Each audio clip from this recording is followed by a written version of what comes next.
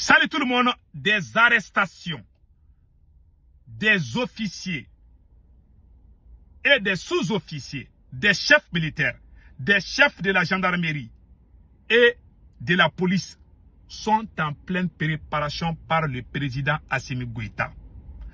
En tout cas, les chefs militaires doivent faire beaucoup attention. Les arrestations sont en téléchargement. Mes frères et sœurs, les mensonges qu'on est en train de coller à l'ORTM, Office à Radio-Diffusion Télévision du Mali, là, la télé malienne qu'on appelle ORTM, là. On a aussi vu les mensonges du journaliste Abdou Niang pour dire que ces gens-là ne font pas leur travail. Moi, je félicite l'ORTM. L'ORTM est en train de faire un travail impeccable. Vous voulez comparer l'ORTM et la RTB. Il faut faire beaucoup attention aux journalistes Abdou Niang. Il n'y a pas une télé en Afrique de l'Ouest qui fait la promotion de l'armée plus que l'ORTM. C'est à travers l'ORTM que les Burkinabés se sont levés. Les équipements militaires sont venus, on a montré ça à la télé malienne. Vous voulez que les gens qui travaillent à l'ORTM prennent les armes maintenant à la place des forces. Vous voulez qu'ils fassent quoi? Ils vont chanter. Vous pensez que c'est parler là qui va faire qu'on va libérer les pays là? Tantôt, c'est la France qui est derrière ces gens. Maintenant, aujourd'hui, on accuse même l'ORTM. Et c'est grave. Donc maintenant, parlons des arrestations des chefs militaires, des chefs policiers, des chefs de la gendarmerie, des officiers et des sous-officiers. La plus grande arrestation est en cours de téléchargement. Qu'est-ce qui se passe, mes frères et sœurs? Assimi Goïta commence à avoir peur. Parce que, au moment où je vous parle, les gars ne veulent plus se battre. Si les militaires, s'il y a ça au sein de l'armée, qu'est-ce qui risque de se passer? Vous avez vu ce qui s'est passé en Syrie. Si le moral des troupes ne sont pas bons, ça va conduire à la chute du régime. C'est ce qui s'est passé en Syrie. Vous avez vu comment Bachar Assad a perdu le pouvoir? Parce qu'il y a beaucoup de chefs militaires qui ont dit qu'ils sont fatigués du combat. Ils ne veulent plus se battre. Ils ont fait des bombardements. Les Russes ont bombardé. Les Iraniens les ont aidés. Même les Hezbollah de Liban sont allés aider la Syrie. Tout le monde est fatigué. Tout le monde a dit merde. Parce que le président qui était en Syrie là, avait les mêmes méthodes que Assimi Goïta. Il divisait sa propre armée. Et c'est ce qu'Assimi Goïta. Aujourd'hui, Assimi voit qu'il y a beaucoup de chefs militaires qui n'ont plus la volonté. Alors, c'est un couteau à double tranchant. S'il continue avec les arrestations, parce que ce que j'ai appris, il y aura tellement d'arrestations que ce n'est pas possible. Si ces arrestations, façon dont Assimi Goïta fait arrêter beaucoup de policiers, mes frères et sœurs, s'il fait ça, il est en train c'est-à-dire qu'il est en train de tracer son arrêt de mort. Je vous dis ça aujourd'hui, notez bien. S'il fait ça là, on risque de perdre même Bamako un jour. Il y a beaucoup d'officiers, des officiers sont en prison. Plus de 2000 soldats maliens sont en prison aujourd'hui. Maintenant, pourquoi le journaliste Abdou Niang est sorti ouvrir sa grande gueule?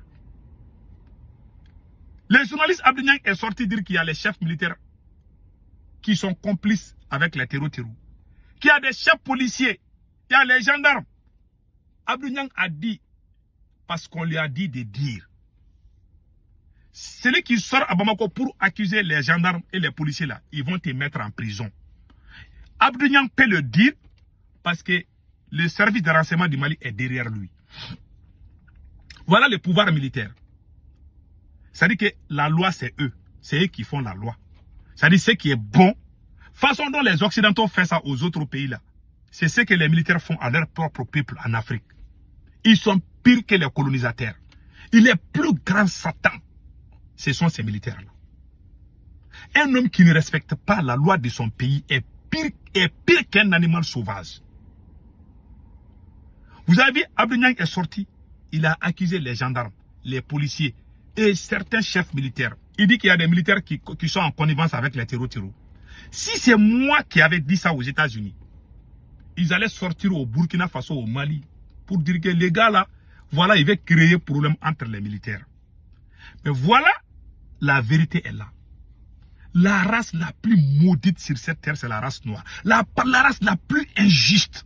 Je dis bien, on dit que les blancs sont injustes, non. Même les salives des blancs la valent mieux que nous en matière de justice. Je dis bien, même salive qui sort dans leur bouche là, hein, Wallah, est plus propre que nous-mêmes. On est sale, on est injuste. Je ne dis pas qu'on est sale par saleté, je parle du caractère. On est très mauvais. Tout le monde voit, hein. Les blancs là, ils sont injustes contre d'autres personnes. Mais chez eux-mêmes là, ils sont justes, ils respectent les lois de leur pays. Les blancs sont comme ça. Macron respecte les lois françaises. Même si ce n'est pas 100%, ça dépasse quand même 80%. Assimi Goïta ne respecte pas les lois maliennes, même 10%. Les injustices, toutes les conneries que ces gens-là font, ils font ça dans d'autres pays.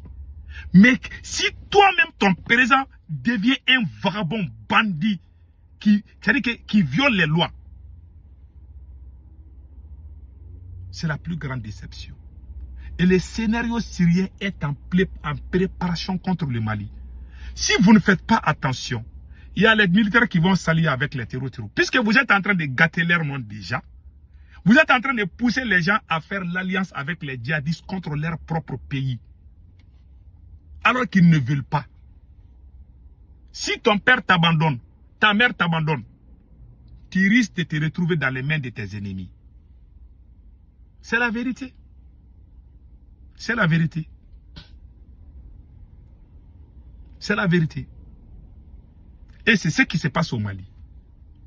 Ils ont traité tout le monde de terroristes. Quand le journaliste Abdou est venu, il dit que ce sont les wahhabistes qui sont les terroristes. Alors que si Assimi Goïta est au pouvoir aujourd'hui, c'est grâce aux sunnites, les musulmans sunnites, les wahhabistes. C'est eux qui sont sortis dans les rues de Bamako avec nous.